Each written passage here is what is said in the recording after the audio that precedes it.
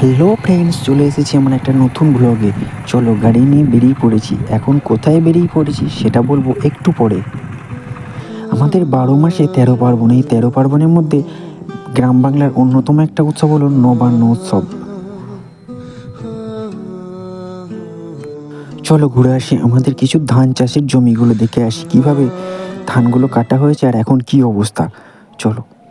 আমি তো গিয়ে দেখলাম জমিতে ধান প্রায় কাটা শেষের দিকে। জমিতে প্রচণ্ড কাদা, তাই আর কাদায় নামলাম না। এইদিকে ওইদিকে চারিদিকে মানুষ কাটতে ব্যস্ত, মাঠে এত লোকজন। দেখো জমিটা, ধানগুলো কীভাবে মাটিতে শুয়ে গেছে। আর এই ধানগুলো চাষির স্বপ্ন। চাষিদের কাছে এই সোনালি ফসল ধান তাদের স্বপ্ন। তারা গত কয়েক মাস ধরে কঠোর পরিশ্রম করে দিন রাত মাথার ঘাম পায়ে ফেলে তারা তিল তিল করে যত্নে ঝড় ঝাপটা থেকে আগলে রেখে মানুষ করে তোলে এই ধান গাছগুলো। তারপর এই ধান কাটা, ঝাড়া এবং মোড়াই বাঁধা। আর এই নতুন ধানকে প্রসেসিং অনুযায়ী চাল করে তোলা হয়। এটাকেই বলা হয় নবান্ন, নতুন অন্ন। গ্রাম বাংলার বন্ধুরা অবশ্যই নবান্ন কী জিনিস সেটা ভালো করেই জানবে, তাই না?